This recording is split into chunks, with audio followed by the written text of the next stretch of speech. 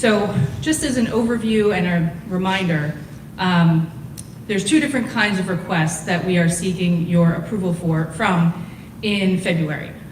Operating versus capital, they can both pass, and that's our hope, but they are voted on independently, so we could get a split decision. The operating request, again, it provides money for the day-to-day operations of the district. Any number of things that we need to do on a day-to-day basis to run our schools comes out of our operating dollars. The capital portion is really for those renovation projects, and the ask there is that we go to the state with them to issue bonds, and those bonds get paid back over time, but you're authorizing us to go issue that debt basically on behalf of the district that then we repay back. So the first part of my presentation tonight really does focus on the operating side of the request. So one of the things that we have heard, or really that comes up anytime a school district goes out to seek a tax increase is, why can't you tighten your belts? Why do you need to get more money from the taxpayers? It's important to start by setting the stage that not all of the funding that we receive is on a level playing field, not all created equal. Over 70% of the dollars that we get in have some sort of restriction attached to them. Whether that's a state restriction where it can only be used on this type of spending, or it's a federal program that has certain objectives that we have to meet. When you look at these two red portions of the pie chart, that is the percent of our budget that we have essentially complete control over. We can make programming decisions and do what's best for the district in cutting costs and pinching pennies, if you will. In other areas, if we make cuts, the money, if we don't spend it, might go back to the state. It might go back to the federal government in the form of federal grants. So making cuts in those areas is not always effective. And in some cases, that does tie our hands in terms of being able to cut programming to realize savings. So that's an important context to have as we go forward. This is a carryover from last month's presentation, but it does bear repeating as we talk about the operating side of the house. The local revenue that we receive from property taxes is essentially flat over time. This has to do with the fact that reassessment has not happened in a very long time, and we'll get to that in the second part. But because of that, really the only way that our revenues go up over time is by seeking a tax increase, because our tax base is not growing in any way. So as our expenditures increase, which unfortunately just continues to happen, inflation happens to every budget, ours is not any exception. So those expenses go up over time, and if we are not going out at some point to seek a revenue increase, we move into deficit spending, and eventually we have to either get more revenue in or we have to start implementing cuts. So why do we need more? As I mentioned last month, the operating deficit that we had at the end of the last fiscal year was $5.7 million. Essentially, this means that we spent $5.7 million more last year than we took in revenue.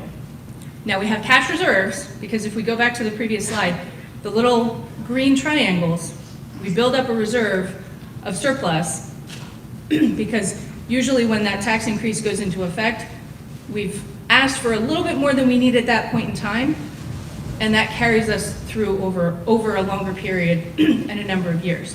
So we do have reserves that we're using to balance the budget right now, but we are drawing down those cash reserves, and it is now time for us to go out and get additional revenues. So without those revenues, we are looking at about $6 million that needs to be cut out of our budget for next year.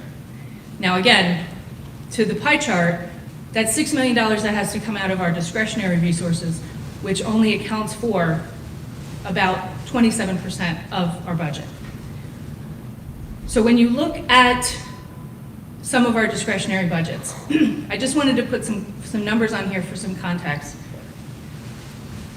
And this is all coming from our discretionary dollars. We do receive other dollars that are restricted in some of these areas, like safety and security. There's a safety and security grant that the state provides. That's not in this number because we have to spend that money on safety and security, right? So the $795 that's on this slide, that's the discretionary dollars that we are choosing as a district to invest in safety and security, because that funds our constables, it funds a lot of the different programming and initiatives that we're doing to enhance safety and security around the district. But that's about $800,000. When you look at the facilities, maintenance budgets, the custodial budget, outside of restricted dollars that come from the state to maintain our buildings, that's less than $2 million. Every single school principal receives a budget to operate their schools on a day-to-day basis. Add up all those budgets, it's only $1.2 million. So, I won't go through the last couple, but you can see that there's not a ton of money here that we can cut without making drastic cuts to get to that $6 million number. We would have to eliminate virtually all of these budgets to come up with that $6 million, and we wouldn't be able to operate if those cuts had to be enacted. The other thing to understand in the context here is that 83s and some of the local benefits that we offer to our employees, because when we hire someone, in most cases, the state puts a portion up, but we have a local obligation that we have to meet in hiring and putting staff out. So 83% of our discretionary funds are going to salary and benefits for staff. So we did want to take some time to talk about the fiscal responsibility that we believe we have shown, since the last referendum. We looked at discretionary budget growth. Again, I'm living in those two slices of that pie chart, because that really is where that is the bulk of your local tax dollars being put to work. We made some key investments in the key areas that you see there since the last referendum. I mentioned security already. Hiring constables, bringing folks on to enhance the security and safety of our buildings. We have seen an increase in the amount of money that we are spending annually on facilities and maintenance. Again, our buildings are aging, so as time marches on, those repairs become more extensive and expensive. We have invested in student wellness. That is an area where we've seen a lot of needs growing, especially coming out of the pandemic. So we've made some investments in services in that area to be responsive to our students. We have made some investments in compensation. Today's environment, staffing shortages are everywhere you look. If we do not stay competitive, we will lose the well-trained staff that is doing great things in our classrooms and our schools every day. So we want to retain the talent that we have, and so we've been investing in compensation to make sure that we can retain that talent.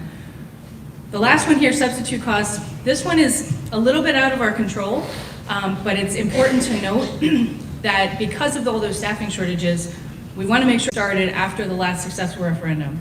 So once those dollars were approved and started to hit our bank accounts, we've only increased discretionary budget growth by 5%. The other thing to note is that we have spent a lot of time and energy on pursuing other funding opportunities, whether that's competitive grants or funding programs that the state is offering, to bring more dollars to the district, like the energy efficiency program that we did a couple years ago, to enable us to enhance our facilities, make some needed repairs and improvements, while saving energy costs in the long run, but doing that without any sort of tax increases or any ask of the community. This number is actually outdated. My team revised this after I put this together. The number is actually closer to $27 million. It's $26.7 million that we've invested, or that we've been able to secure since the last referendum in outside funding. Now, the problem with this is, well, wait a minute. If you're able to get that much, why can't you just keep getting it? These are competitive programs, and unfortunately, a lot of times what happens is, like, we got the COPS grant. That's a federal grant offered by the Department of Justice for school safety and security. We've applied for it 2 or 3 times since we got the first one, and once you get the first one, you go to the bottom of the list in terms of competitiveness, because, okay, well, you got yours, we're gonna let other schools have their chance. Hopefully we'll be successful in a future application, but because of the competitive nature, we can't count on that revenue. And so we try to be very strategic about what we're investing, what we're spending that money on when we get those opportunities. But again, that's almost $30 million worth of programming that we were able to put in place without asking Colonial residents for any additional dollars. So this again is a repeat of what I showed last month, but I do think it's important to again note that among the districts in Newcastle County, Colonial currently has the lowest tax rate, and if you look at the districts to the side, the 3 other districts, Apo, I think most of us know that unfortunately they were not successful in their ask last month. Red Clay and Brandywine also have referendum in February, and we wish them success. But if those are successful, even if they are not successful, we will still be the lowest tax rate in Newcastle County. So that's where we are with our operating. In terms of just a little bit more detail on why the need and why we're coming to you now with this request.